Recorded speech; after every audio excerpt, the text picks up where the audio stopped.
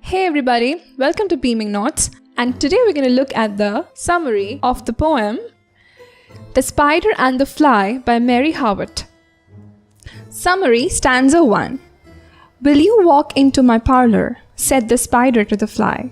'Tis the prettiest little parlor that ever you did spy.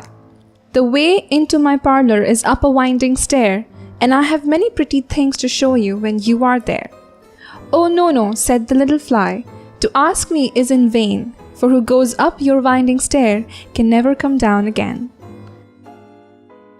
The poem opens with a dialogue between a predator and a prey, the predator being the spider and the prey being the fly.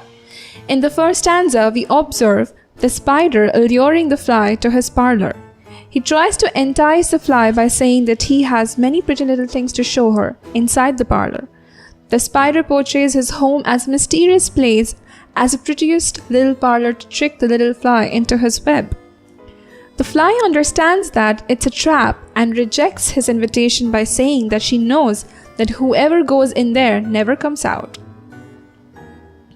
Summary, stanza 2. I'm sure you must be weary, dear, with soaring up so high. Will you rest upon my little bed? Said the spider to the fly. There are pretty curtains drawn around, sheets are fine and thin, and if you like to rest a while, I'll snugly tuck you in. Oh no, said the little fly, for I've often heard it said, they never wake again who sleep upon your bed. In this stanza, the spider employs a different trick to convince the fly to enter his home. He fakes concern for her by saying that she must be tired and offers her to get some rest on his snug little bed. He tries to tempt her with a false sense of security as he says that there are pretty curtains drawn around. He tries to appeal to the fly's heart by cunningly offering a shoulder to rest. He tries to establish a connection before he gets ready to eat his prey. Thankfully, exhausted or not, the fly is aware of the fact that if she goes in to rest, she might end up sleeping forever.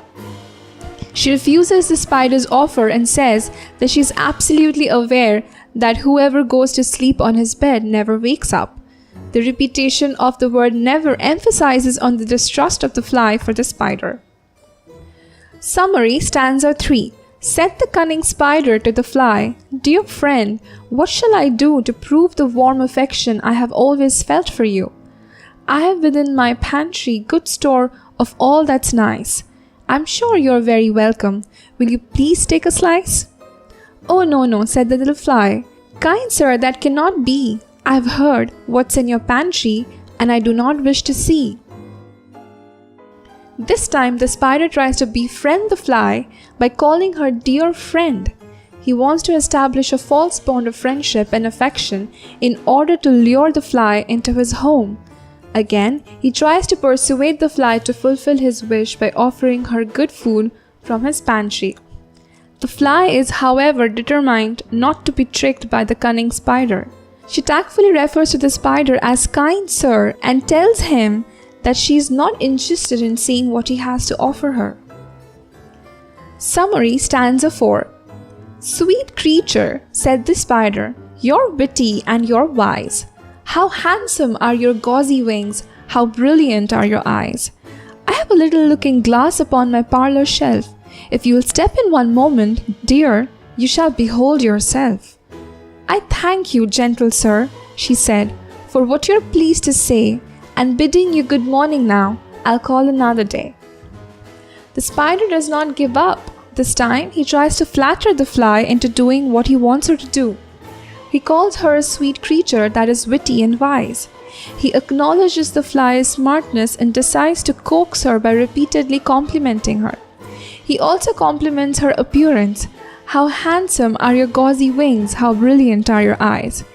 He wants to show the fly how beautiful she is by offering her a looking glass to look at herself and appreciate her own beauty.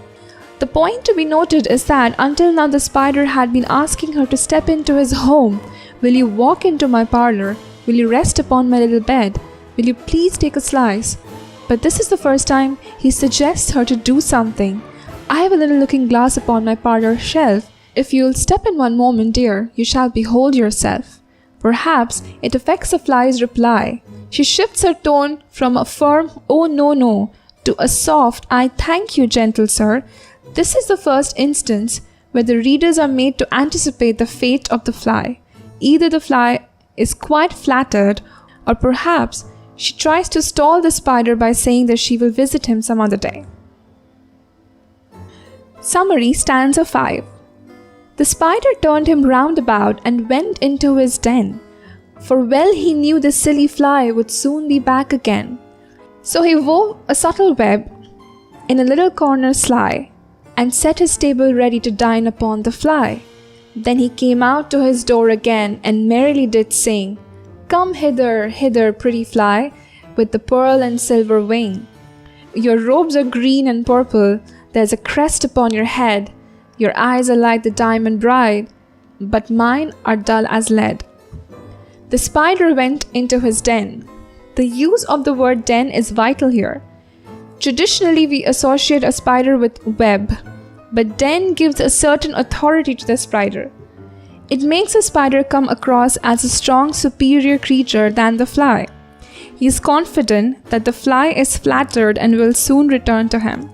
He weaves a subtle web in a little corner to trap the fly. He carefully sets his dining table and waits for the fly. He refers to the witty and wise fly as silly now that he knows that she has fallen into his trap.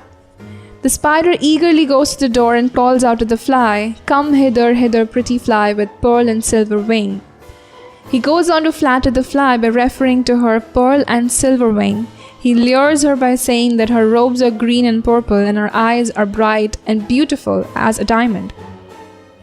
He goes on a step forward by comparing the fly's eyes with his own. He says that while the fly's eyes are like shining diamonds, his eyes are just dull as lead. He belittles his own looks to emphasize on the beauty of the fly, so that the impact of his flattery becomes stronger. Summary, stanza 6. Alas, alas, how very soon the silly little fly, hearing his wily flattering words, came slowly flitting by. With buzzing wings she hung aloft, then nearer and nearer drew, thinking only of her brilliant eyes and green and purple hue, thinking only of her crested head. Poor foolish thing, at last up jumped the cunning spider, and fiercely held her fast. He dragged her up his winding stair, into his dismal den, within his little parlour, but she never came out again. The spider seems even more confident now. The weapon of vanity worked out for him, and he finally deceived the fly to succumb to his evil desires. The fly is bewitched by the spider's flattery and decides to slowly approach the spider's web. The fly is engrossed in her own beauty and thinks only of her brilliant eyes and her crested head. Taking advantage of this moment, the spider pounces on her and fiercely catches her. The spider quickly drags her up to his winding stair, and then to his den, and finally to his little parlour. The fly's words finally hold true for her own self, as well as she never comes out of the devious fly's home. Summary, stanza 7. And now, dear little children, who may this story read? To idle, silly, flattering words, I pray you never give heed.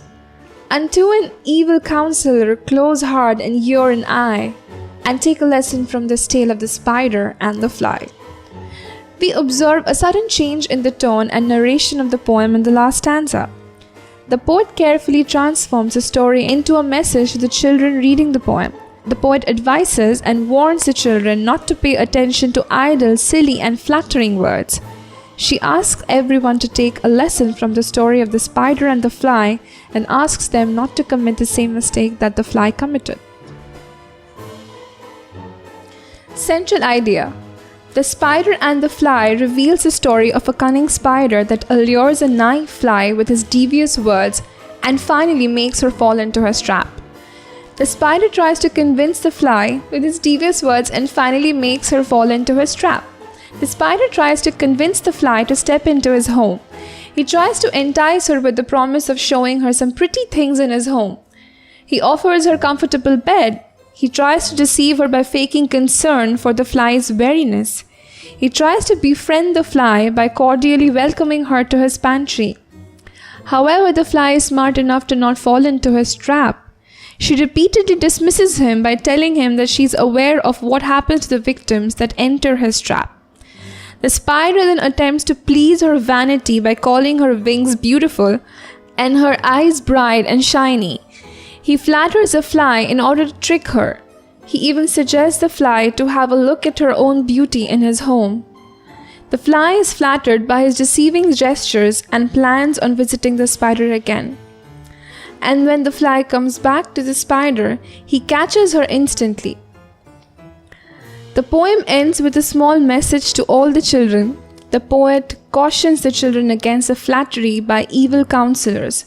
She asks them to take a lesson from the fly's foolishness resulting in her tragic end and warns them not to be deceived by false flattery.